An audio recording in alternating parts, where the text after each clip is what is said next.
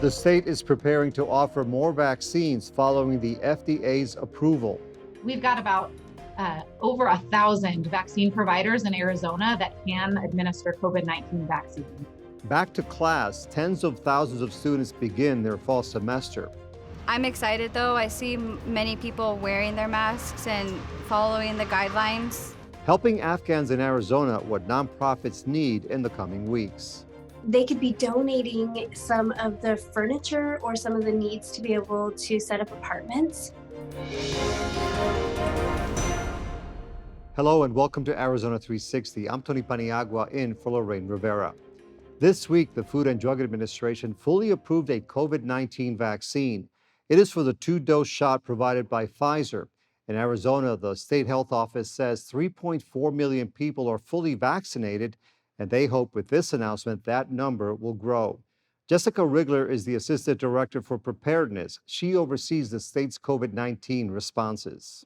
We're thrilled to see the FDA has finally approved Pfizer vaccine for individuals 16 and over. There are still other vaccines that are under emergency use authorization for those 12 and older as well. We've been seeing some slight increases in vaccine orders from doctors' offices across the state, and we're encouraged by that, hoping to see some additional increases in individuals in Arizona getting vaccinated.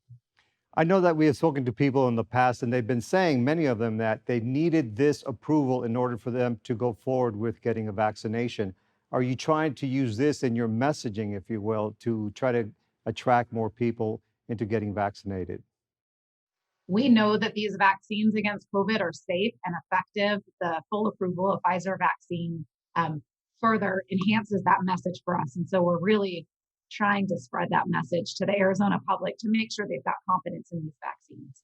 And are you ready to meet the needs? Should we say you get tens of thousands of people who are interested all of a sudden in getting vaccinated? Absolutely. We've got about over 1,000 vaccine providers in Arizona that can administer COVID-19 vaccine.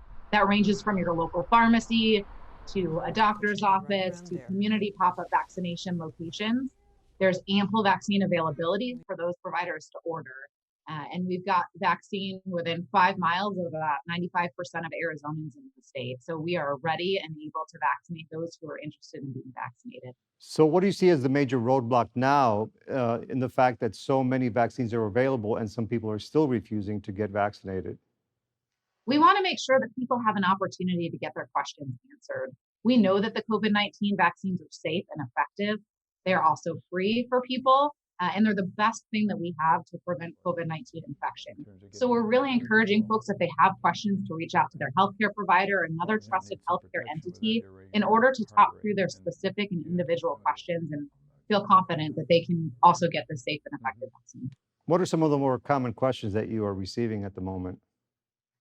The questions really range. We've got a whole VaxFact series on our website as well to answer some of those common questions. We hear questions about whether vaccines can cause infertility. They cannot. We also have questions from people about whether they're effective. They are effective in preventing infections. And what about storage of these vaccines? I know they have a shelf life. Are you deciding where the vaccines go depending on what type of vaccine it is? For example, we've heard that rural areas are less capable of providing the really cold conditions for some of the vaccines. We've been fortunate throughout the period of this vaccine rollout that the FDA has updated some of the storage and handling requirements for vaccines. So while, for instance, the Pfizer vaccine stays good longest in ultra cold storage, you can actually put that vaccine in a normal refrigerator that a doctor's office in a rural community might have and keep it for a couple of weeks to offer to your patients. And so there really are much fewer barriers to administering and storing those vaccines, even in our rural communities. And what about getting vaccinated in those rural communities? Any idea on how far people will have to drive in some cases to get the vaccination? It really depends on where people live and how close they are to a retail pharmacy or a healthcare provider. We've got really good coverage for the vast majority of Arizonans across the state who can get a vaccine within 5 miles of their house. Some of our rural communities, though, certainly are farther away from healthcare services. And so we'd encourage them to visit azhealth.gov/findvaccine to identify the closest vaccination location to them. And we work in partnership with our local health departments and local providers to make sure that we can identify where there may be additional needs and provide services in those areas. And what about testing? I've heard from some people that now testing is being charged in some cases by certain companies. Is the state providing free testing still? There are several locations around the state where people can go to receive free testing, either offered through state supported contracts, local supported contractors, or many people have insurance that will cover the costs of testing, specimen collection, and testing if they've been exposed to a COVID-19 case or they're experiencing symptoms for COVID-19. So it's really important when you go to get tested that you're checking what the requirements are of that testing location to identify if those tests are going to be free or not. All right, Jessica Rigler, thank you very much for joining us. Thank you so much for your time. Tens of thousands of students are back in college classrooms this week as the state's 3 universities and community colleges begin the fall semester. In many classes throughout Arizona, masks are required when physical distancing is not possible. And for students and instructors throughout the region, the new normal will take some adjusting. Going to in-person classes for the fall semester is taking on a whole new meaning around the world. Sure, there is still excitement and optimism, or some anxiety and stress, but there are also masks, reminders about social distancing, and other concerns. It's a continuation of the coronavirus chapter that we all encountered in 2020. Here's how student Verily Adams describes last year. The 10th level of hell. The 10th level of hell, if it existed. Adams began studying at Pima Community College in 2019 BCP, before the COVID pandemic. She took classes online in 2020, while she also happened to be pregnant with twins. So I had a couple of things I was really worried about, trying to stay safe for me, my loved ones, and my babies. And also making sure I could try to finish off 7 classes, which it was quite difficult because a lot of things were just like, hey, let's try this, let's try that. Being able to ask all these questions, interacting with people, I really did miss it. I missed that interaction with people. And then this happened in class, like you were speaking. She's happy that interaction is back, and so is her enthusiasm about education. And she has lots of company. Her colleagues in this public speaking class have chosen to be here. They enjoy the in-person participation and cooperation. I'm really grateful to be back. So I'm fully vaccinated, also pretty healthy, so I don't feel too uncomfortable about it. I'd rather be in person in class. I have a really hard time with online learning. I need to get out of my house and go somewhere to be motivated. There's one that I'm using as a class book. For instructor Terry Filipowicz, the past year and a half has also posed challenges. She kept mostly to herself since March of 2020, teaching virtually from her home while the campus was closed. So returning to the classroom is like getting back behind the wheel. I have mixed reactions. Everything feels so familiar, yet so unfamiliar. There's the same back to school buzz in the air. There's the same back to school excitement in the air, but there's also all this uncertainty. What will the classes feel like? What lessons have we learned in the past year and a half? How comfortable do people feel wearing masks? How comfortable do people feel being within 6 feet of each other? At the University of Arizona, the students we spoke to have also been pondering questions. There are lessons to be learned, not just in school, but in life.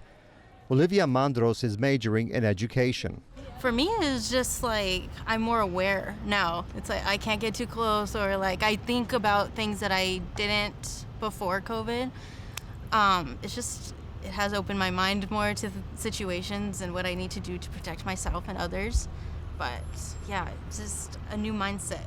Her friend Clarissa Martinez agrees. It's been an experience. It's been a roller coaster. Martinez transferred to the university last year, but she had not been able to take classes in person until now.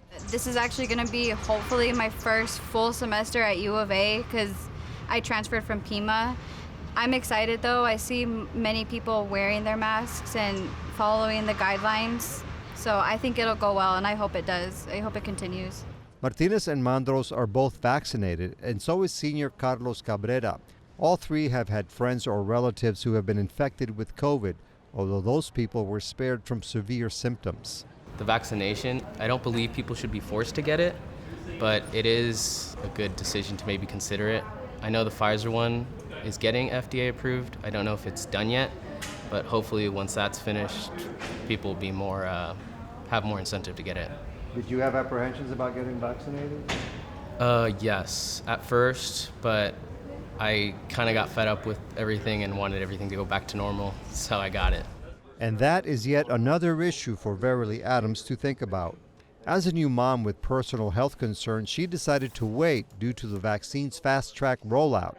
With FDA approval, she says, she'll reconsider.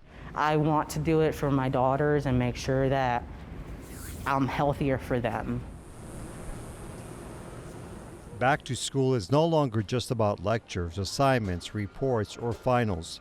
New pandemic-related approaches are also part of the experience. Once again, instructor Terry Philippowitz. I always ask in my classes, do you want to be closer to each other? If we're working in small groups, if we're working in dyads, groups of two, how close do you want to sit together? Now I ask, if you want to touch this, you can. There's also electronic copies of this, there's digital versions. So it's all about being mindful of what other people's boundaries are and then honoring those. This week, Pima Community College announced it would forgive $2.7 million in student loan debt for some 4,500 students. The college received the funding from the federal government through the Higher Education Emergency Relief Fund. The average debt is about $500, and college officials say getting a fresh start will help students move forward with their lives. Norma Navarro Castellanos is the Executive Director of Financial Aid and Scholarships at PCC. This is approximately 4,500 students that have outstanding tuition balances, and this is a write-off that the college decided and our Board of Governors decided to do to facilitate students to be able to return to school, to come and finish, obtain college transcripts, or even in some cases their diplomas, so that they can either transfer to other institutions or be able to go to work. And those are really important things for students to be able to finish. PCC says students enrolled on or after March 13th of 2020 are eligible for the loan forgiveness.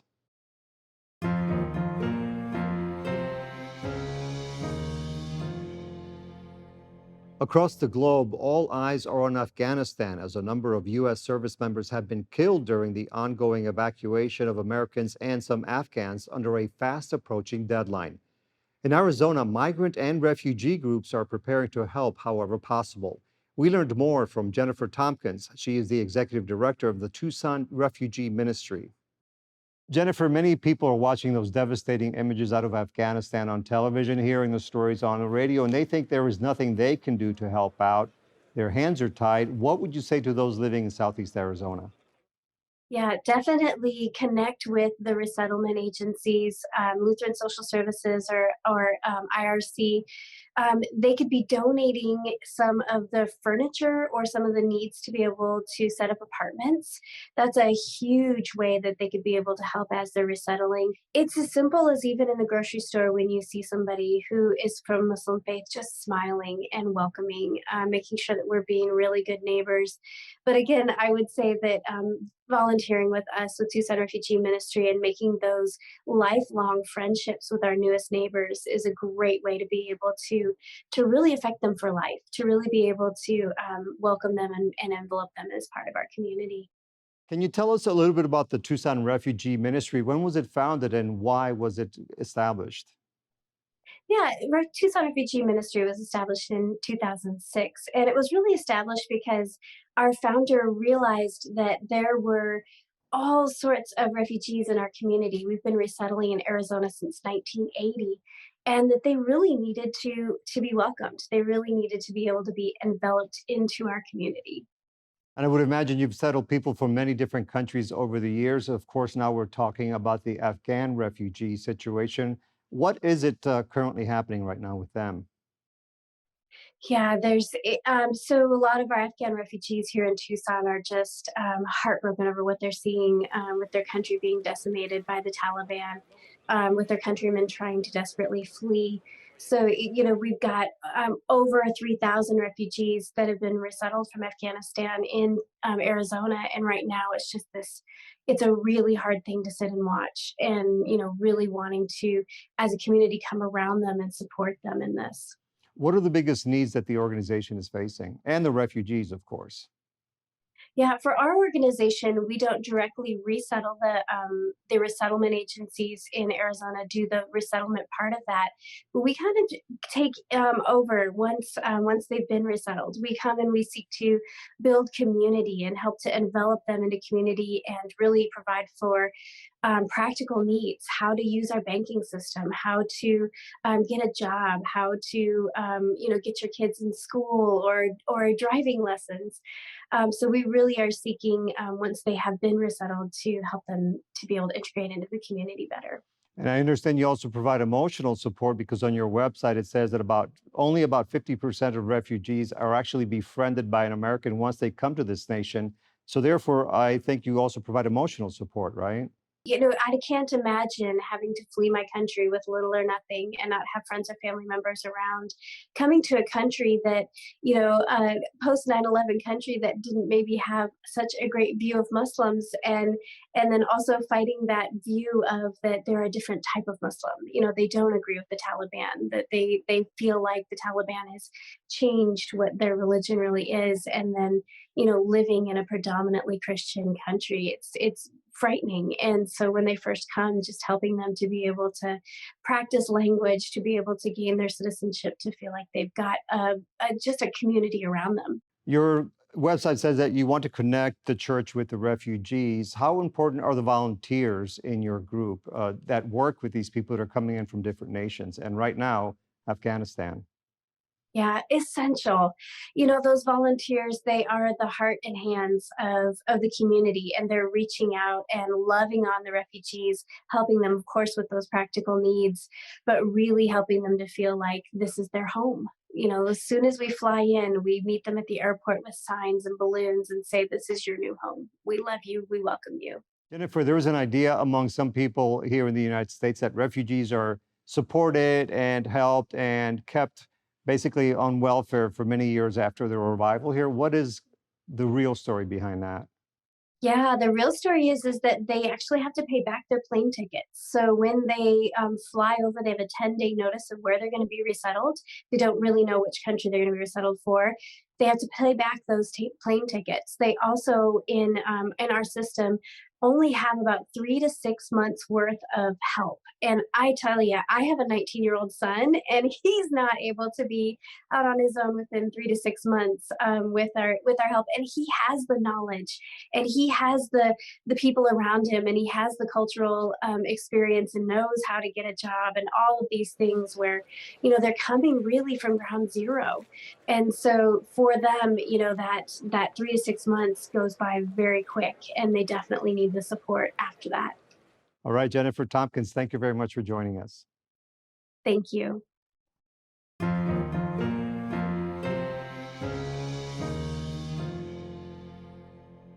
Arizona's Independent Redistricting Commission recently wrapped up its listening sessions, and now the 5-member panel will begin reviewing how to best draw congressional and legislative maps as we head towards the 2022 elections.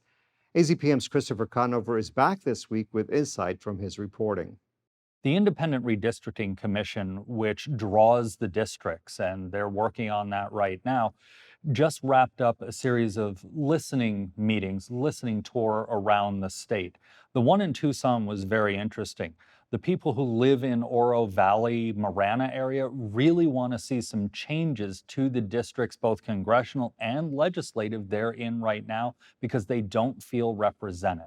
Let's begin with the congressional district. We were talking ahead of this interview about District 1. It is massive and it incorporates a lot of different segments of the state's population.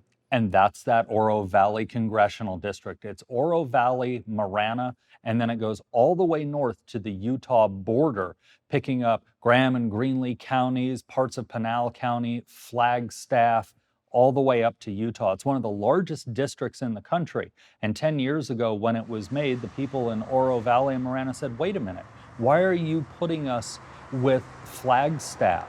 We have nothing in common with them. There are many Indian nations within that district. We have nothing in common with them. So they're really hoping that the commission redraws that district and takes them out of that district. Do they want to join the southern part of the state? They do. They would like to get into something similar to what is the 2nd Congressional District, which is the eastern part of Tucson and all of Cochise County, or maybe if part of the 3rd District gets redrawn, which is the western part of Tucson all the way to Yuma, they would like to see at least getting into southern Arizona and the metro area, sort of. And of course, one of the explanations for how the districts are drawn is the population that lives within each of those districts. This is what makes it difficult for the Independent Redistricting Commission.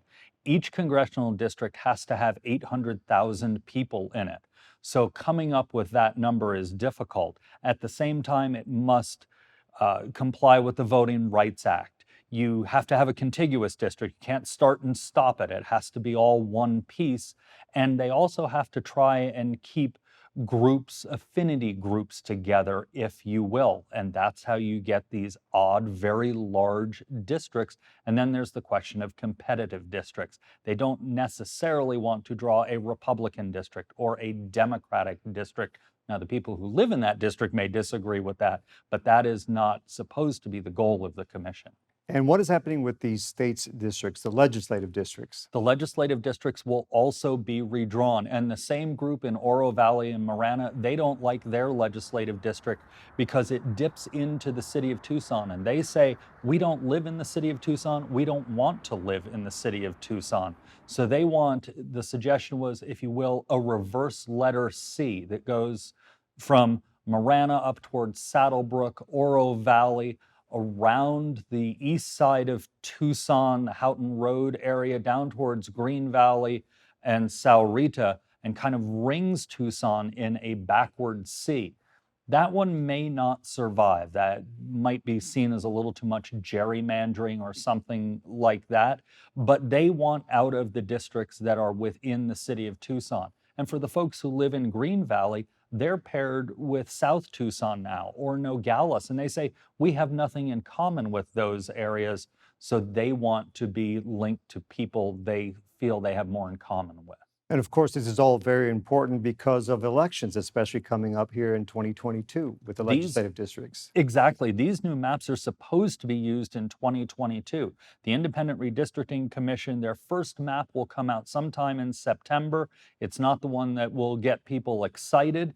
It's the October maps that are supposed to be finished by the end of October that could be very close to what we see. The public will then have until about November, the end of November, to make public comment, and those maps will then get tweaked and finalized, hopefully by the end of the year. This is a very short timetable because the census numbers came out very late this year. Okay, Christopher Conover, of course, will continue to follow this and see what develops in the near future. Thank you. In other political news, this week, Arizona expected to learn what contractors found while auditing the 2020 election results in Maricopa County.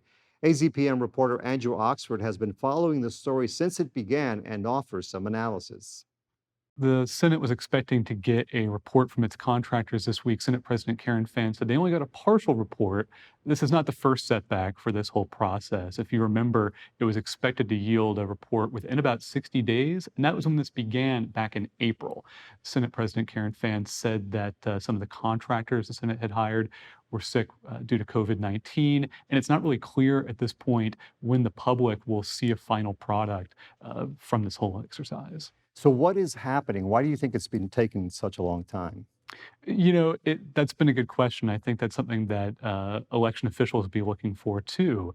You know, we've heard a lot from election officials in recent weeks raising concerns about this whole process. Secretary of State Katie Hobbs published a lengthy report compiling a number of concerns that her office has raised and things that they've noticed during this recount. Things as simple as just the way ballots are being counted by the Senate's contractors. You know, that sounds simple, right? You take ballots and you count them, but Arizona's election procedures include some pretty detailed processes for counting ballots by hand as part of an election audit to make sure that you don't have mistakes, that you don't have errors. The Secretary of State's office noted that the Senate's processes differed wildly from that and could lead to an error rate that is pretty high, especially when you're talking about elections that are really decided pretty narrowly. The county recorder up in Maricopa County, Stephen Richer, he's a Republican.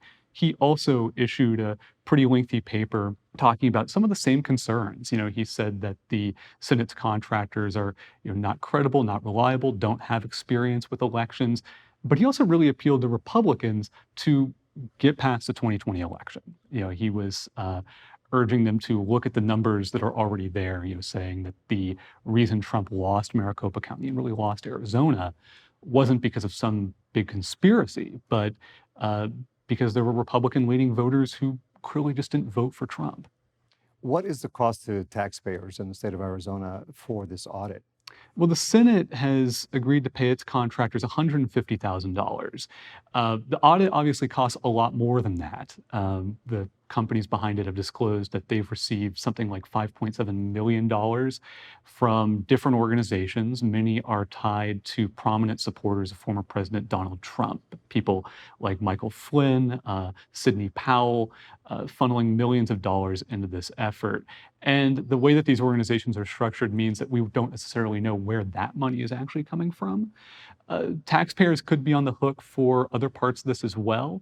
Maricopa County has already sent a notice of claim to the state Senate saying that, basically warning that they're going to want money for election equipment that they will have to replace because they had to hand it over to the Senate as part of this audit. The Secretary of State's office says they can't use that equipment again now. So I don't think we've heard the end of this. People in the past have accepted elections. Maybe there's been some arguments here and there, but what kind of a precedent does this set moving forward in upcoming elections, do you think? That's what really worries election officials that I've talked to, especially because we've seen Republican legislators from several other states come to Arizona during this process and look at it and want to take this idea back to their own states. You've seen lawmakers in Pennsylvania talk about having a review like this of their own.